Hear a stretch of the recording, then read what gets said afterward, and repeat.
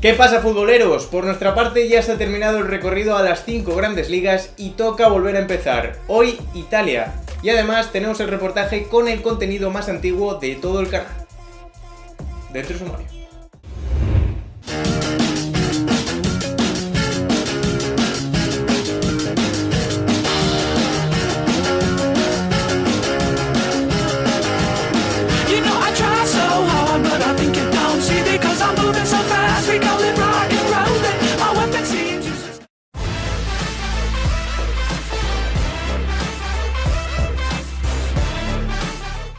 En los años 40, el que es considerado como el mejor equipo que ha pasado por el calcio, dominaba la Serie A italiana por aquel entonces. Hoy vamos a hablar del Gran Torino, no la película, de su historia y de su tragedia.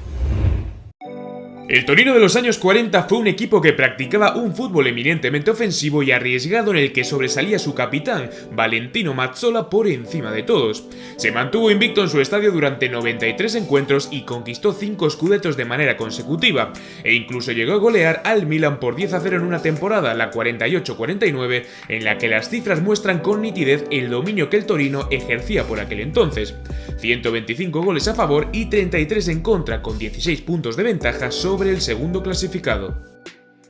Una hegemonía que llegó hasta el 4 de mayo de 1949. En aquella campaña, el Torino comandaba la clasificación a falta de 4 jornadas hasta que sucedió la tragedia. Pasado las 5 de la tarde sonó el pitido final de su último partido sin que ese equipo de leyenda pudiera tener la más mínima opción de ganar. Sus ilusiones, esperanzas o ambiciones murieron cuando aquel avión se estrelló contra la cúpula de la Basílica de Superga, a 20 kilómetros de Turín. Nadie sobrevivió al impacto, nadie salvo 2 futbolistas que por distintas razones no subieron a ese avión. El mítico Ladislao Kubala fue uno de ellos. El futbolista húngaro, que más tarde se convertiría en una estrella mundial, tuvo que permanecer en Lisboa porque su hijo había enfermado. El otro superviviente de aquella plantilla fue Sauro Tomà, un lateral izquierdo procedente del modesto La Spezia que acababa de fichar por el Torino con 23 años. En un acto de justicia, el calcio le otorgó aquel campeonato en el que jugó el resto de partidos con el equipo juvenil frente a unos rivales que, por respeto, también emplearon a jugadores de sus categorías inferiores. Pero si el Torino se quedó tocado anímica y deportivamente, no menos duro resultó para el combinado nacional. En un equipo dirigido por Vittorio Pozzo, la plantilla del Toro monopolizaba las alineaciones del combinado nacional. El puesto de portero era el único que se libraba de ese acaparamiento turinés. Con el desastre en el que el propio Vittorio Pozzo tuvo que reconocer los cuerpos de los futbolistas, terminó una floreciente etapa del fútbol italiano. Más de 500.000 personas acompañaron al Torino en su adiós.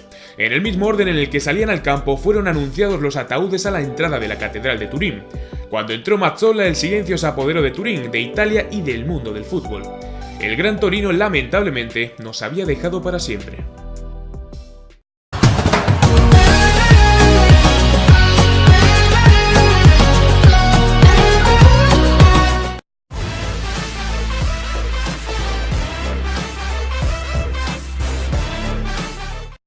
Si hay un entrenador altamente cotizado pero que actualmente se encuentra sin equipo, ese es Zinedine Zidane. Pero este no es el tema central de hoy. Hoy nos toca repasar su paso por la Juventus de Turín. Cuando Zidane sale del Girondins de Burdeos en 1996, abandona su país natal con la etiqueta de mediocentro habilidoso y de altísima capacidad para el regate. Se le llegó a comparar con Michel Platini, pero Zizou generó mejores sensaciones que las de su compatriota a su edad. El francés aterrizaba en un club italiano y, pese a que no sería un fracaso de temporada, tuvo problemas para adaptarse a la exigencia física del calcio. Gracias al míster Marcelo Lippi y a su compañero Didier Deschamps, logró coger pronto el tono físico necesario, el cual daría sus frutos en forma de su primer gol con la camiseta bianconeri en octubre. Lució el dorsal 21 en su camiseta, pero sus 2 primeras temporadas fueron de 10. Logró el Scudetto, la Copa Intercontinental, la Supercopa de Europa en el 96 y la Supercopa de Italia y el Scudetto en la siguiente campaña. Pero Zidane aún conserva 2 lunares en su palmarés con la Vecchia Signora, las 2 finales de Champions consecutivas perdidas, primero ante el Dortmund y después ante el que sería su siguiente club, el Real Madrid. Su pico como futbolista de la Juve llegó en el 98, cuando tras ganar el Mundial con su selección lograría el Balón de Oro. Pero pronto todo se torció. En la siguiente temporada su bajo rendimiento en el césped, la escasez de títulos y una lesión provocaron que Zidane firmase la peor campaña con la camiseta bianconeri. Con Carlo Ancelotti sustituyendo a Lippi, la Juve salió victoriosa de la Intertoto, pero no así en la antigua Copa de la UEFA y en Liga. A nivel individual logró otro Balón de Oro y con su selección conquistó la Eurocopa del 2000. Lo único potable de sus últimos encuentros en el Dele Alpi fue su conexión con un delantero recién llegado, David Trezeguet. Parecía que su etapa con la Juventus había llegado a su fin y que Zidane debería buscar nuevos proyectos. Durante una gala de la UEFA, Florentino Pérez logró el compromiso del francés, con Zidane estampando su firma en la ya famosa servilleta. A cambio de 75 millones de euros, el galo se enfundaba la elástica blanca y a partir de aquí, el resto es ya historia del fútbol.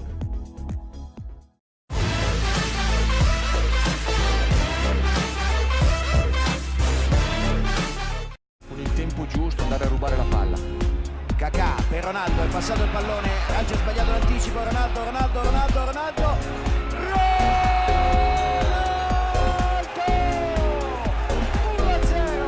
quando fa la bicicletta è imprendibile. Eh sì, perché Adani ha ritardato la sua uscita, l'ha aspettato troppo, a quel punto dopo non riesci più a chiuderlo, lui è bravo, bravissimo nell'1 contro 1 e non ti perdona più col mancino. Un remate de cabeza no es algo sencillo. Atención que llega Di María, el balón para Cristiano. Neymar, balón tocadito para Sergi Roberto.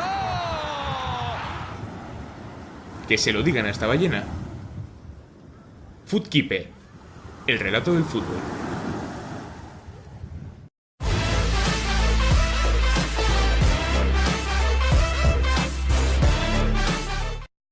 Hoy por fin en Footkeeper vamos a hablar de la Fiorentina, pero en un contexto negativo, ya que después de este partido, la historia del club cambió y su relación con la Juventus aún más. Por primera vez en la historia asistimos a un enfrentamiento entre dos equipos italianos en la final de la Copa de la UEFA. Una final que se disputaría a doble partido, pero que prácticamente quedaría decidido en el enfrentamiento en el Estadio Comunale de Turín, partido en el que nos centraremos. Tanto Juventus como Fiorentina habían eliminado a dos potencias alemanas como el Colonia o el Werder Bremen, pero los de Dino Zoff eran claros favoritos para ganar el torneo.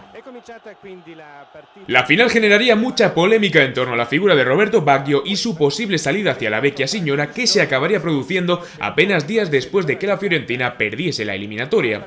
La tensión estaba en el aire y los focos apuntaban a dos protagonistas, il Divino Codino y Salvatore Schillaci, quien meses más tarde sería Balón de Oro del Mundial de Italia.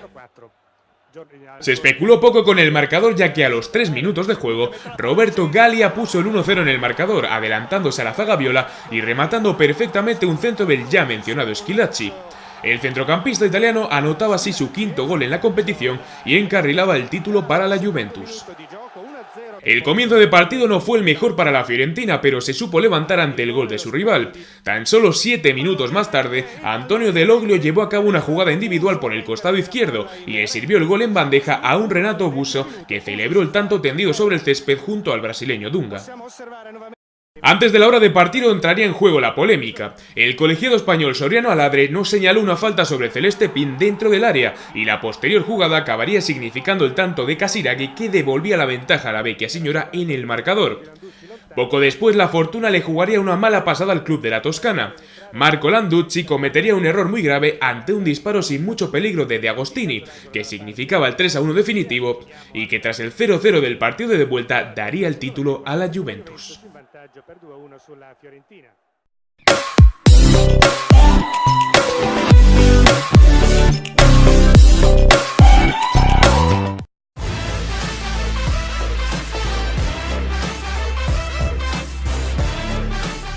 Atmosphere about the place and a real match taking place.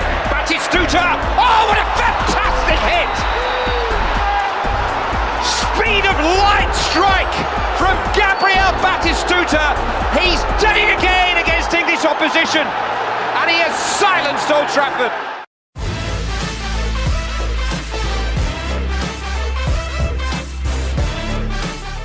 El centro del campo del Cagliari se quedó huérfano tras la salida de Rajan Nainggolan camino a Roma, pero en los últimos años ha surgido una perla de la cantera que lo está supliendo a la perfección.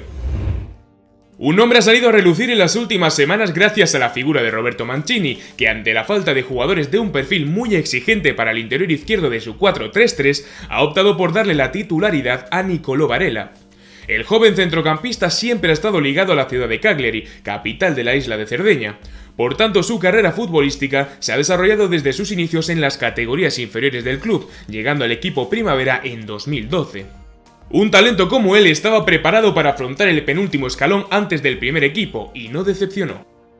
Estamos ante un futbolista que domina todos los registros posibles para llevar a cabo las tareas de un centrocampista. Puede actuar como pivote gracias a su capacidad de recuperación, su excelente visión y a su sentido táctico que impide que el equipo se parta en dos, aunque donde mejores sensaciones está dejando es como interior.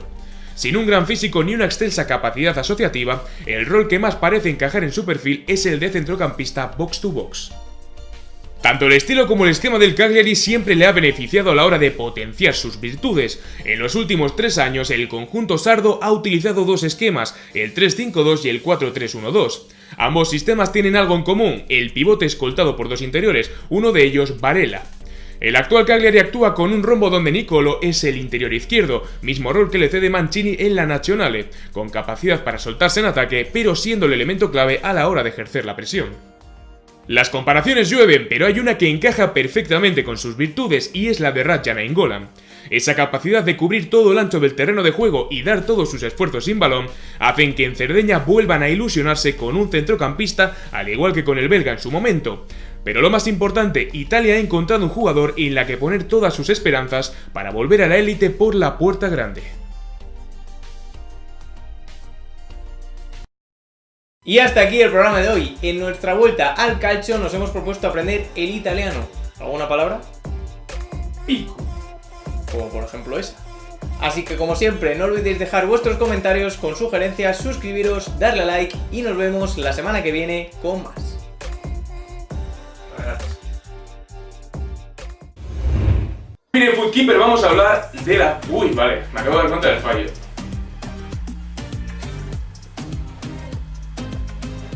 Que no. A ver, jodido. Es que yo todo el rato, mientras lo pensaba antes y todo...